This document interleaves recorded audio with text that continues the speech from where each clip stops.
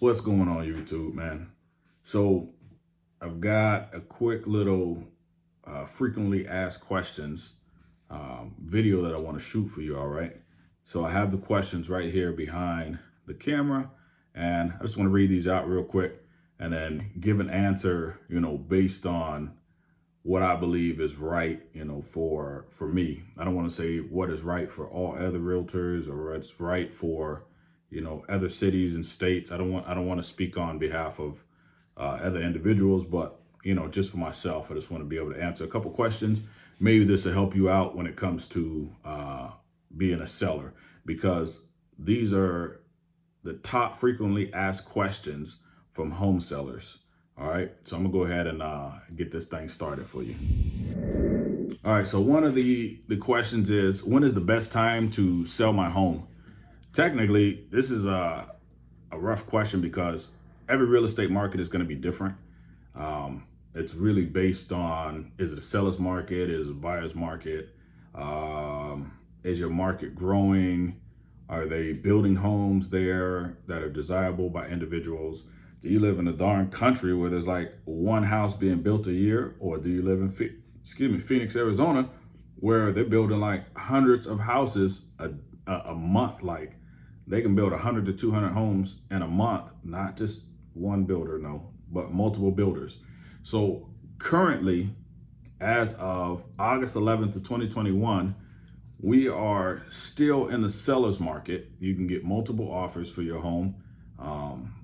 I just listed a home, a couple weeks ago. I want to say on the 22nd, 23rd, and the 24th, and I got 6 offers on the home.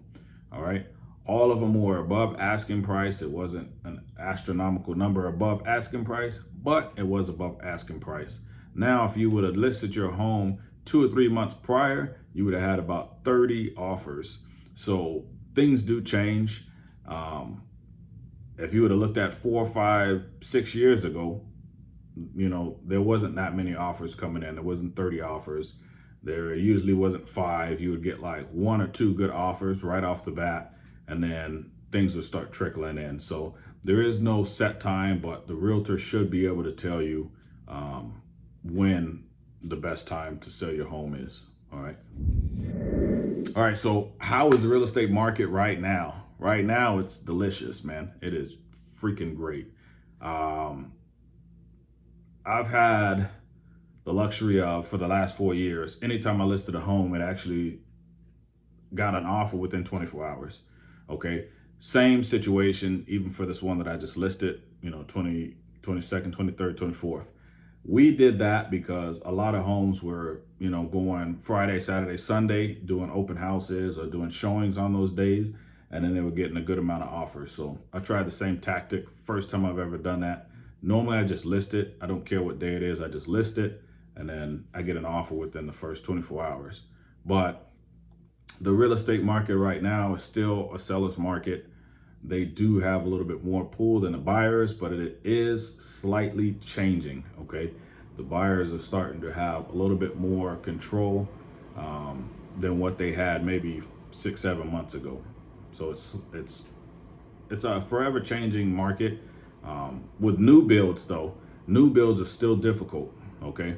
New builds, you still have to go in and do lotteries. You still have to go in and do bids. You have to put in extra money on lots and homes and things like that. So that hasn't changed. There are some new build companies that aren't paying realtors their fee. So, things are changing a little bit. Zillow's coming in, Redfin, all these other companies are coming in, trying to sell a little bit more. So the market is slightly changing just at the moment, but seller's market. All right, so this is a good question. What steps should I take to prepare my home to be sold? All right, so you really only have one chance to leave a real good first impression when it comes to listing your home. So what I always advise individuals to do is do some touch-up paint, clean up, maybe even hire, a cleaner to come in and do your home. If you have a beautiful home already, just hire a cleaner or just clean it up yourself if that's what you want to do. If you have a slightly older, undesirable home, you're more than welcome to list it as is, but you got to realize the first impression is what people are going to have. If they walk in and they feel like, holy cow, this home needs some serious work, that's all they're looking for now is how much work does this home need? If they walk in and they said, man, this home is beautiful, this is immaculate, they're not necessarily looking for issues now. They're looking at, let me look at more of this beautiful home. Let me find out more of what's inside this home, because they're already attached to it emotionally. They're already physically seeing themselves there. So now that first impression turns to, I need to put in an offer as soon as possible, right now, like, let's get it. So if the home isn't looking good, please fix it up. Do some painting, do some touch-ups. If you're not able to, you're more than welcome to list it as is, but be prepared for some offers that are not as desirable as you want it. All right. All right, so another good one. What should I disclose to the potential buyer? So on the SPUDs, which is a seller's property disclosure, you need to disclose all items that you are aware of. This one right here is a serious situation, because if you don't disclose, like say if you had a roof leak and you choose not to disclose it, even though you knew you had it, maybe you had some roof work done or you had somebody come check it, right? Once you sell that home, if the buyer finds out that that was the case, you can have a serious lawsuit on your hands. So when you have that SPUDs, the seller disclosure of all the items that are wrong with the property, put everything down. When you're looking at that last question of what are some things to fix, some people actually do the inspection prior to listing the home. So do an inspection, look at some of the items that you can fix. If you're able to fix everything, that is golden. I did have a client of mine, a good friend of mine, they were able to fix everything on that inspection, and man, that home was golden, and we were able to sell it for top dollar. So if there's like a roof, appliance, or home issues, like maybe the paint is like lead-based paint, if you're able to remedy those before you list it, then awesome. Then you can disclose now, hey, all of these things are brand new. Put the year in there. Bang, it's August of 2021. I'm probably putting the date in there too. August 11th of 2021. I repainted the entire house. I did the carpets. I did all of that. So when the buyer comes in, they see that all these items are brand new, and now that's one less thing that they have to deal with. That price, they're definitely going to be okay with chipping in a little bit more money if they need to. But you have to disclose everything, because it could be a serious issue. The buyers could walk away if they end up finding out something was not truthful, or they could be possibly bringing up a lawsuit. So be careful and disclose everything, man. All right, so this one is a really good and quick one. How much is my home worth? I have no clue until I run comps on it, okay? So ask a realtor how much your home is worth and let them run comps. Give them the time to do so. I actually use RPR, then I run comps, but it doesn't matter how you do it. As long as your realtor run comps, don't just go on Zillow, don't go on Redfin, don't go on Realtor.com, don't go on all these places and become a specialist yourself. Just allow a realtor to do all of that for you, man. We go to school for this. We do this quite often, and we're here to help you. Obviously, if we can sell the home, then we can get money. If we can sell the home, we can get you money. If we can sell the home, we get the buyer a home. So there's a lot of things that play into this thing. We love what we do. Let us be the expert, okay? All right, so this is actually a question I asked before I became a realtor, because I had no clue why the heck I was getting these things. But why is the assessed value different than what you say my home is worth? So you get this tax assessment paper. It's like pretty tiny. I can't even think of what it looks like, but it's a small little cardboard paper sometimes. Sometimes it's a fold one, but it just depends on how they want to send it. But that assessed value, like say for my rental, it says like $124,000. that home is worth 400 and whatever thousand right now. The assessed value is just for taxes, man. That is not even what your home is worth. If if my home was worth freaking 124,000 and I paid 215,000 for it, man, I got bamboozled. So that is not the actual value of your home, man. Don't look at that. That's when I say go to Zillow and then look at like, okay, it's a little bit higher. The assessed value is just for tax purposes. All right. You can pay attention to that if you want, but that's not the value of your home. Let a realtor figure out how much your home is worth. All right, another great question. What is the difference between a list price and a sale price? That's a good one. List price, say I put my rental up for 400,000 and I sell it for 385,000. Somebody, put in, I had maybe 3-4 offers, but nobody felt that the value was worth 400,000. So maybe the highest buyer put in 385,000. Well, the actual sale price at the end of the deal, when it closes and I hand over the keys to the individual, the actual sale price is 385,000, not 400. The list price, and as realtors will be able to see, the list price was 400,000 and the sale price was 385,000.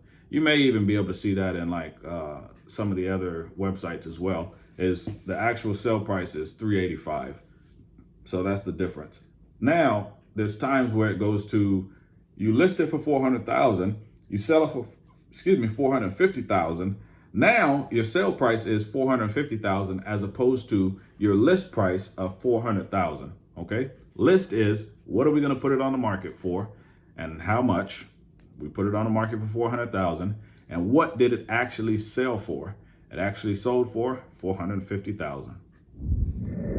All right. So how do you determine how much my home is worth? Me, as a realtor, I'm going to determine how much your home is worth by doing the CMA. All right. Now that's comparative market analysis. Okay. So when we do the comparative market analysis, we're running comps based on the size of your home. Okay. The square footage, the number of bedrooms, the number of bathrooms, the upgrades, if you've done any upgrades in the bathrooms or the kitchens, the window quality. Like in my rental, the window quality is crap. I really need to upgrade those bad boys, but it's a whole lot of money. The roof age and condition, the lot features. Sometimes lot features mean like you have an RV gate. Sometimes it means you have a pool. Sometimes it means you have, desert landscape, there's different things for the lot. Okay. Maybe you have a roundabout driveway, all of that other stuff. The location, primary or neighborhood street. So maybe it's on the main road. Maybe it's sunken in, let me see, style of residence, flooring type. There's a lot of different things that come into play that like when it comes to Zillow, Realtor, and all those other things, they aren't in your home. So we're just doing a rough estimate. Even if I don't walk into your home and I say, this is a roundabout of what your home is worth, I have no clue because I'm not in your home. I don't know the upgrades that you've done. I have no clue. So when I actually walk into your home, there is a formula and a way that we can do on our CMA, which is the comparative market analysis. There's a way that we can type in certain things to bring the value up and down within your home. So that's a tough one. That's why I say, don't go onto all these little websites because they don't know what, upgrades or downgrades or whatever may have happened to your home. So it's a little bit difficult. We need to see the actual condition of your home in order to give you an accurate price of what your home may be worth. All right, so this one actually goes with the last one. Can I determine how much my home is worth from the internet website? No. All right, so for the last one, there's a ton of these, but I just want to hit this one because I think it's a good one to close on. Before I read this one, please hit the like button. And if you haven't already, please subscribe. Takes a lot of time to do these videos, but I really enjoy doing these videos because I want to teach you what you need to know whenever it comes to buying, selling, renting, being a landlord. I want to try to teach you as much as possible, because when I looked on these websites or was looking at these YouTubers, I didn't see what I wanted, all right, and what I needed. So now I want to try to help, as many people as possible. So hit the like button. That helps me get out there for the YouTube algorithm, and it allows a lot more people to see it. If you subscribe, you'll be able to see every single week. I post a video on Wednesdays. You'll be able to see every week that I post something. So let me go ahead and read this question. Should I price my home higher to leave room for negotiations? Yeah, no, you shouldn't. The reason why is, if my home is priced at $400,000 in the comps, all right, I don't want to put it at 405 because the realtor said 400,000. I'm doing 405. I don't give a crap. I'm in control. I don't want to put it at 405 just because.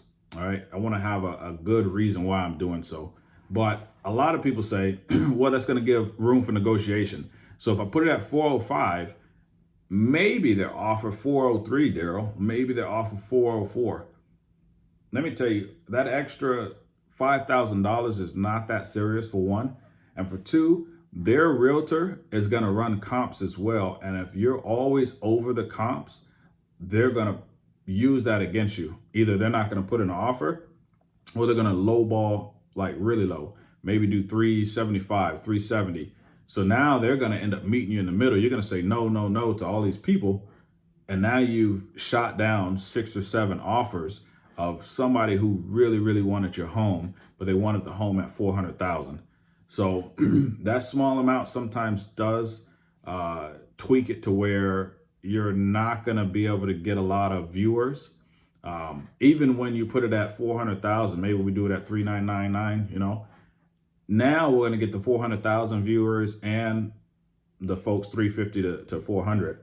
But if you put it at 405, now all you're going to get is the 400 and up. So you kind of set it off. Your realtor is going to be able to give you the best advice when it comes to how to list it and what number to list it at.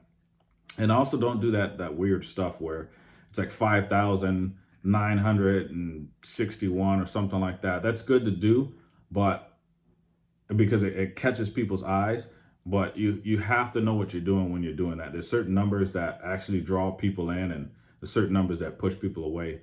But don't just do that just because you just randomly thought of, I just have a weird number to do. Let your realtor be the specialist when it comes to doing this.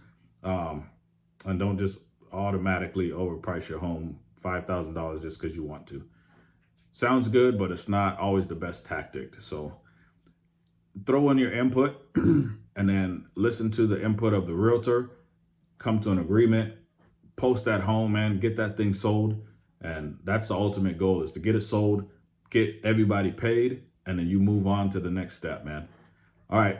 As always, I love all of you guys, man. I appreciate you for watching. I appreciate you for hitting the like button. And thank you so much for subscribing. And until next Wednesday, man, I'll see y'all later.